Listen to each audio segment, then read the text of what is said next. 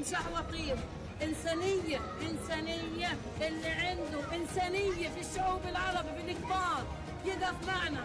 هبت مشان الله، بنقول له مشان الله يقف معنا. هبت وقفة شعب عربي.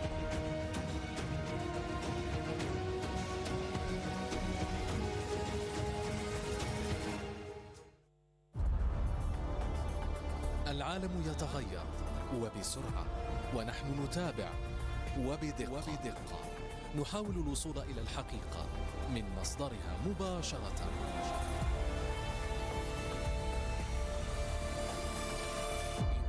إذاعة الجزائر الدولية، صوتنا في العالم.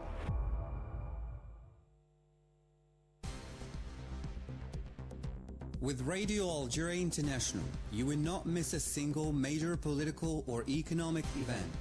Radio Algeria International, our voice in the world.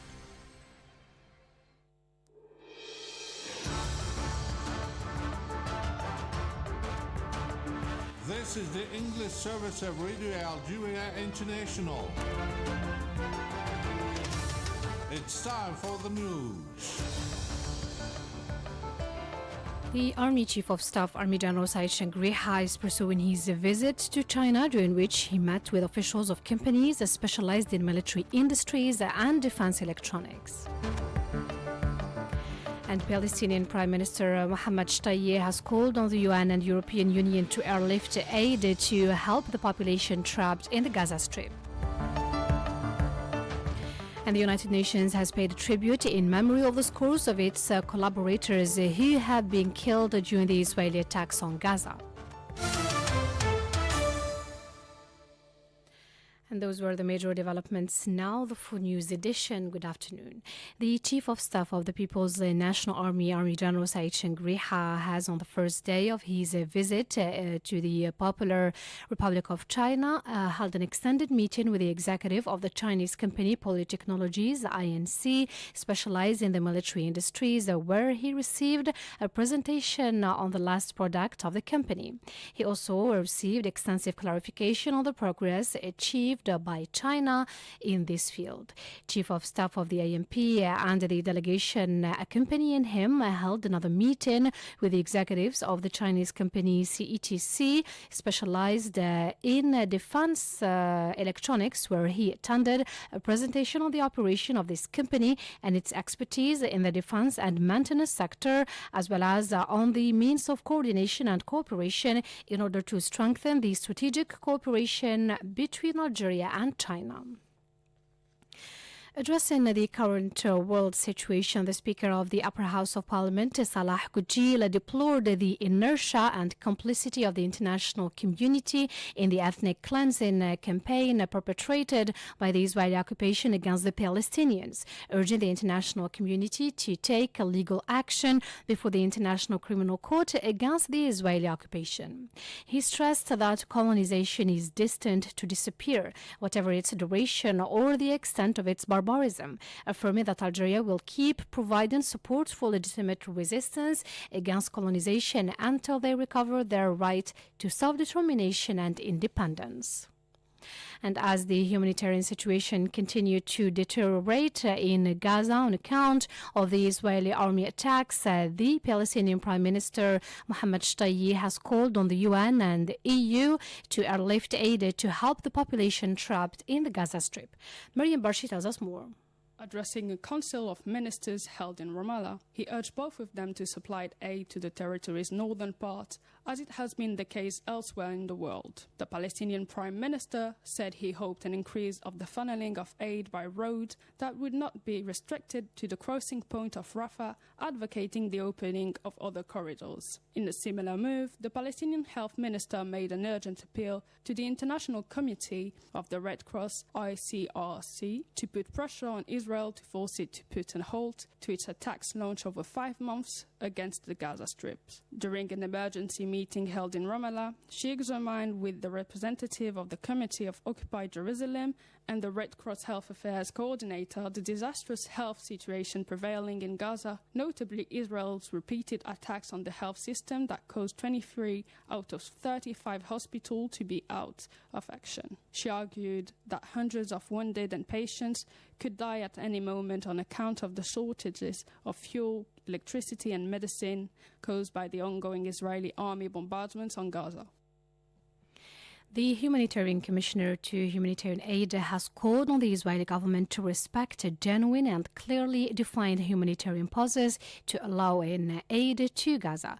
Earlier, the EU diplomacy chief, Josep Borrell, stressed the importance of allowing immediate humanitarian pauses in order to guarantee the funneling of indispensable aid, notably fuel for hospitals. And the president of Doctors Without Borders, Christos Christou, has said that an immediate ceasefire is the only solution that can help the defenseless Palestinians in Gaza who have nowhere to hide from the Israeli bombardments. We've seen and heard the stories of the hell being unleashed on Gaza. Helpless people are being subjected to horrific bombing. Families have nowhere to run or hide.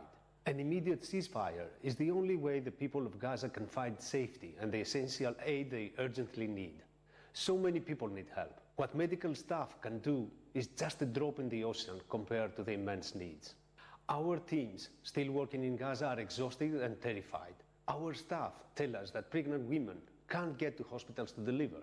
People are stuck under the rubble of shelled-out buildings. Children are having limbs amputated while lying on the floor. The bombing, the all-out assault needs to stop now. As the president of a medical humanitarian organization, I urge, implement an immediate ceasefire to allow humanitarian aid into Gaza. As a doctor, a surgeon, I implore, give Gazans the ceasefire they need now so that medicines can be delivered and they can get health care. As a human being, I beg, stop the bombing and allow people in Gaza to live. That was the president of Doctors Without Borders, Christos Christou. The United Nations has paid a tribute in memory of the scores of its collaborators who have been killed during the Israeli attacks on Gaza. A minute of silence was observed at the request of the UN in all UN represented countries. According to a spokesman for the UN, all organizations' personnel was invited to observe a minute of silence in private.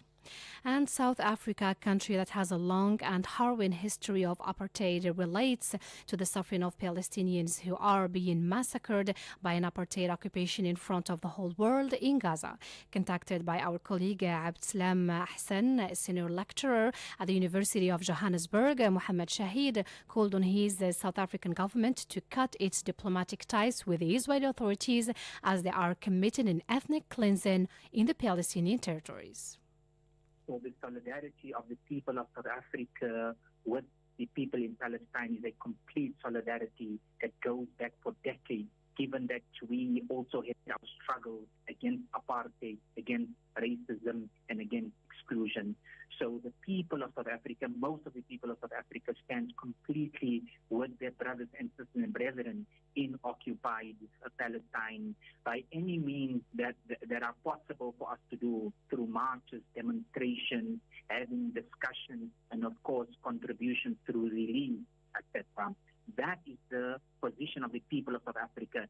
As for the government, the South African government has recalled the staff of the South African embassy to the Zionist state and will then be consulting with the staff and then scaling down representation. This is a good step. It's a necessary step. However, we are saying that this step is far from sufficient, and therefore we are asking the South African government to cut diplomatic ties completely with this illegitimate Zionist entity that is killing the people of Palestine and more so the people of Gaza. That was Mohammed Shahid, a senior lecturer at the University of Johannesburg. And now to the Western Sahara issue. The Speaker of the Council of the Nation, Salah Kouchil, has received the Speaker of the Sahrawi National Council, Hamma Salama, and the delegation accompanying him here in Algiers. And Miriam Barshit has us more.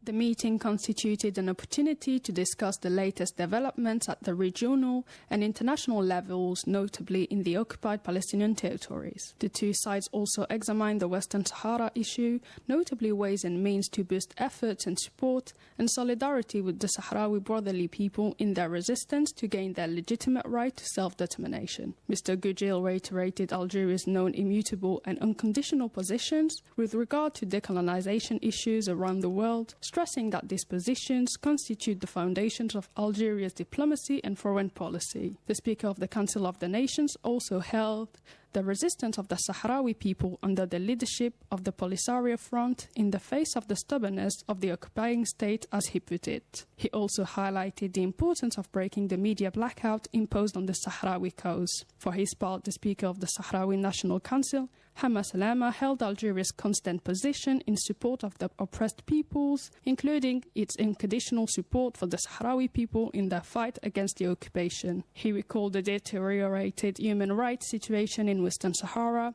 due to the violations committed by the occupier, notably assassinations, oppressions and arbitrary detention. Mr. Salama reiterated the determination of the Sahrawi people to resist the occupation and confront its immoral methods to prevent the Sahrawis from obtaining their right to self-determination. Earlier, the Sahrawi official was received by the Speaker of the National People's Assembly, Brahim Boughali, who said that the way is paved to further support the Sahrawi cause, notably in Africa and Latin America, stressing that the Sahrawi cause should be given an impetus to make its voice heard in the world.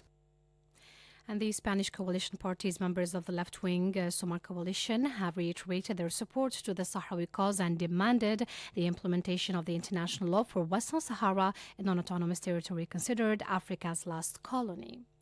And now the British Prime Minister Rishi Sunak has sacked Home Secretary Suella Braverman, who drew anger for accusing the British police of being too lenient with pro-Palestinian protesters.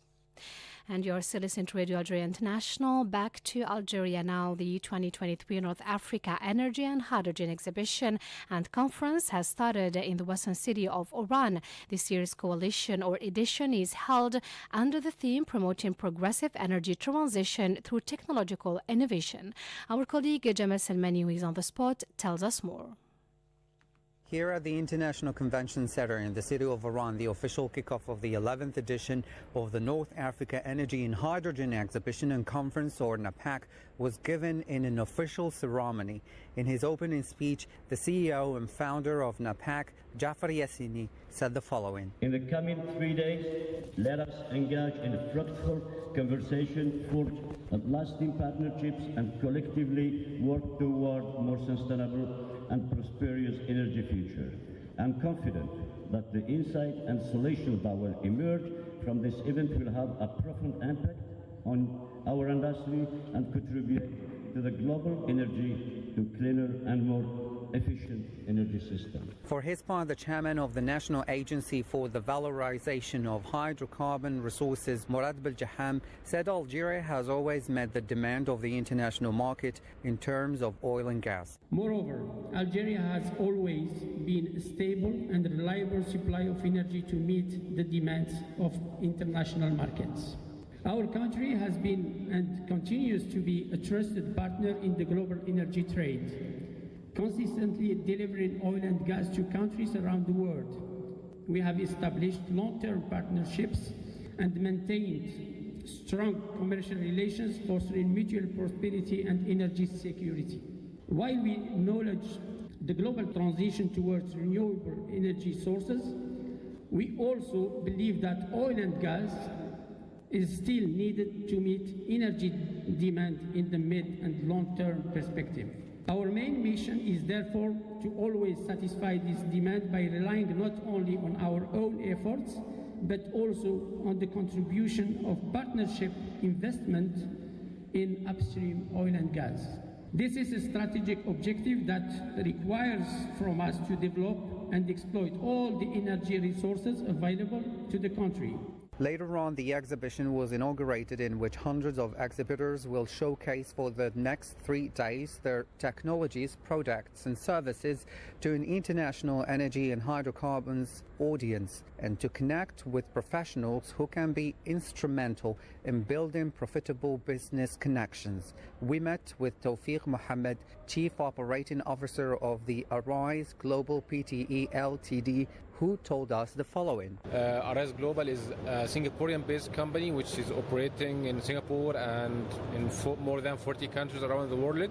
The main specialty for us in Arise Global is to provide the advanced non-destructive testing services which help our customers to ensure that their assets are working in safe conditions.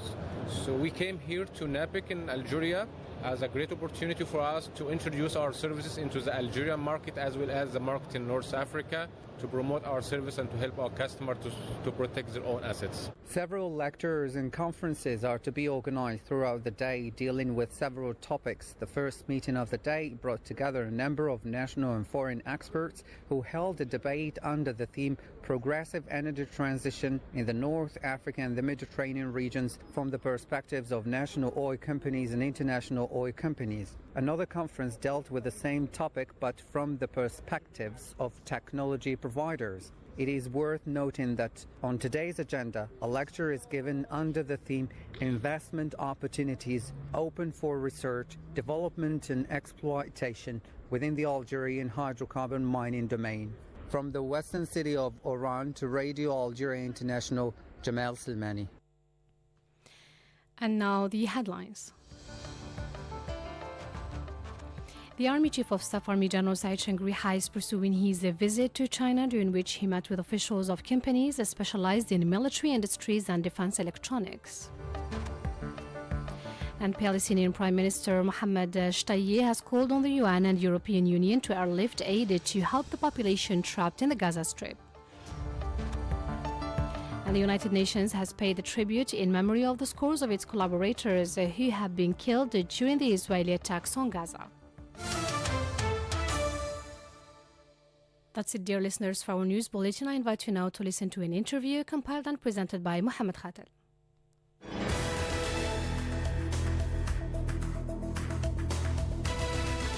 The humanitarian situation in the Palestinian-occupied territories, notably in the Gaza Strip and the West Bank, where an all-out aggression is being perpetrated, is literally catastrophic and unbearable for the innocent and defenseless Palestinians living in the enclave. To analyze the situation, we have the honor and pleasure to host Amnesty International's Senior Crisis Response Advisor, Donatilla Rovera. Mrs. Rovera, welcome to Radio Algeria International. Thank you. Good to be with you. Mrs. Rovera, Amnesty International has gathered new evidence of unlawful Israeli attacks which caused mass civilian casualties and must be investigated as war crimes. Could you give us more details, please, on that? Yes, the Israeli army has been bombarding Gaza relentlessly day and night since the 7th of October. So today is day 16. There is no place throughout the Gaza Strip that is off limit from what we can see. It's small houses, larger buildings, all types of infrastructure, including schools, hospitals, medical facilities. So people have nowhere to go. They don't know where they could go to be protected. I've spoken every day with relatives of those who were killed, with people who survived the bombings. And basically, it's the same situation time and time again. So entire families have been completely wiped out. In some houses, 3 generations, the grandparents, the parents, and the children. In some cases, the Israeli army calls the owner of the house, tells them to leave because they're going to bomb the house, and the whole neighborhood in those cases gets out. Those warnings tend to be very short, so people hardly have time to leave. But in the overwhelming majority of cases, there are no warnings. Many of the people who've been killed in these bombardments, and I'm talking about civilians, children, women, older people.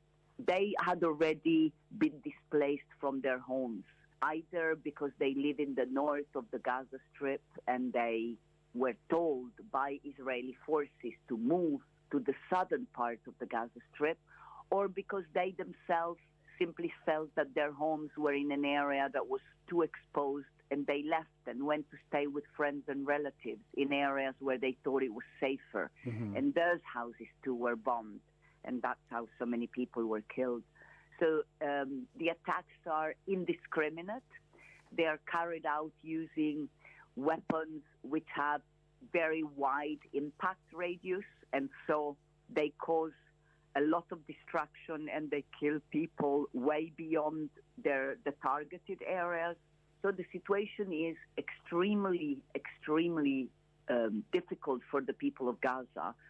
In addition, of course, to the disastrous humanitarian situation where people are lacking everything and people are drinking seawater, contaminated water, because there is no electricity in Gaza. There is no fuel which is needed to produce electricity, which is needed to purify the water. And so there is a danger of a public health crisis breaking out because of the fact that people do not have access to clean water. Absolutely. So, Mrs. Rovera, Israel's aggression on Gaza is unprecedented because analysts and experts say that it didn't even happen during World War II, that hospitals and shelters and worship shrines have been targeted by the military forces.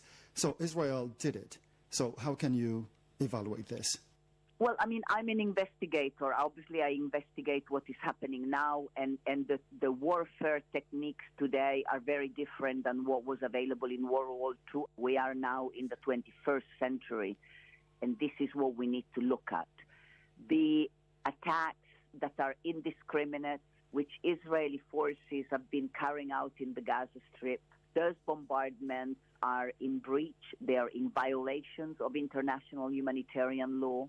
They constitute war crimes, and that is what the international community should be reacting to. Absolutely. So UNRWA has spoken of threats by Israel to attack its facilities if it doesn't accept to evacuate or empty those facilities and shelters which are housing Palestinian refugees, among them children, women, and elderly. So how should the international community react to that? So first of all, just for the sake of accuracy, there are hundreds of thousands of Palestinians who are sheltering in the schools which are run by the UN agency UNRWA. There are 12,000 Palestinians who are sheltering in one of the hospitals in Gaza City. The threats by the Israeli army to strike any location north of Wadi Ghazze, the river, which is the point where Israel is demanding that all Palestinians from the north of the Gaza Strip move to the south of the Gaza Strip. That order is impossible to implement. Gaza is one of the most densely populated territories in the world.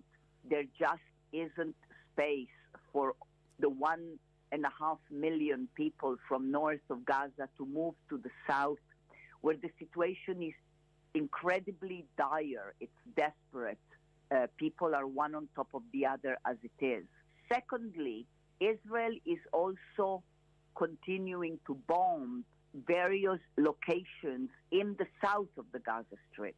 So in the very same geographical area that Israel is demanding the Palestinians of North Gaza move to, in Deir el-Balah, in Khan Yunis, in Rafah, all of these places are being bombed. They were bombed yesterday. They were bombed this morning.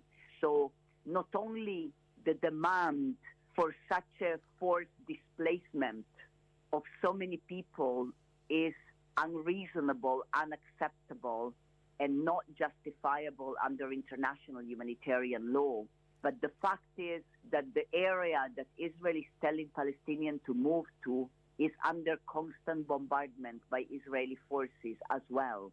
So it is not safe. Absolutely, yeah. So speaking about the Rafah border crossing, which was eventually opened to let in humanitarian aid to the population of the besieged Gaza Strip, how could you assess the aid operation in general? We are not a humanitarian organization, but we have spoken to the representatives of the humanitarian organizations who were present at the crossing, and we have the list. We know how much aid has got in, what that aid contained. That is public knowledge. 20 or so trucks, and those trucks did not contain. So first of all, 20 or so trucks is a tiny amount. Gaza normally receives more than 150 trucks every day under normal circumstances. Now there has been nothing going in for more than 2 weeks, and the situation is one where so much as that was available in the Gaza Strip has been destroyed. So the needs are much, much greater than in normal times. So the aid that got in, it's a tiny, tiny, tiny percentage of what is needed. But crucially, it does not contain fuel. Fuel is the most necessary thing, is the most necessary item. It is required to produce electricity. There is no grid electricity anymore in Gaza. There is only electricity produced with generators. Generators, yeah. Generators need fuel. So the hospitals need electricity, both to function, and also electricity is needed to purify and pump the water. Without fuel, there is no electricity, there is no clean water in Gaza. And that situation has not changed. Absolutely. So let's move on to another aspect. So Amnesty International has also called on the International Criminal Court, ICC, to probe Israel's war crimes in Gaza. How likely this will occur? Do you think that Amnesty's demand will be favorably perceived by the ICC, knowing that the Israeli and US lobby can influence its decision? I don't know. That is a question that you must ask the prosecutor of the International Criminal Court. The previous prosecutor of the International Criminal Court had opened a preliminary investigation into the situation of violations of international humanitarian law constituting war crimes in the occupied Palestinian territories. We have not heard now in this situation whether that investigation is progressing. That is something that I don't know. Only the prosecutor of the International Criminal Court can answer this question. So in your opinion, is any peace process still possible in light of the genocide that Israel has committed and continues to commit against the innocent Palestinians? Or is it a mere declaration of war that will last for quite a bit of time? I don't know. I'm an investigator. I investigate facts, human rights violations, violations of international humanitarian law, war crimes that have happened. I don't make pronouncements about what political development there may be in the situation of this or other conflicts. I don't know any more than you do. Yeah. It's going to happen tomorrow. Yeah. Okay. So my last question for you, Mrs. Rovera, is the international community is remaining idle before the barbaric aggression perpetrated against Gaza. Are we witnessing a time when personal interests and complacency are taking over humanism and compassion? Unfortunately, the international community is made up of other states.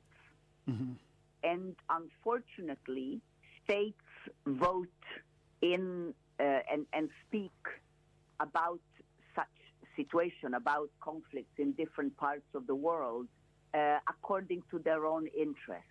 So in this case, much of the international community is not speaking out, is not taking concrete actions to put pressure on Israel to stop carrying out these violations of international law. But this is unfortunately not the first time. I give you an example. 2 weeks ago, there was a vote in the UN Human Rights Council to establish a mechanism to investigate the very serious human rights violations and war crimes being committed in Sudan. Most countries in the Middle East and Africa, including Algeria, either voted against the resolution or abstained. So the resolution was passed without the vote of the countries from the Middle East and Africa. So this is not the first time that we see countries taking a position which is purely political according to their own self-interest and does not take into account the fact that gross violations of international humanitarian law, including war crimes, are being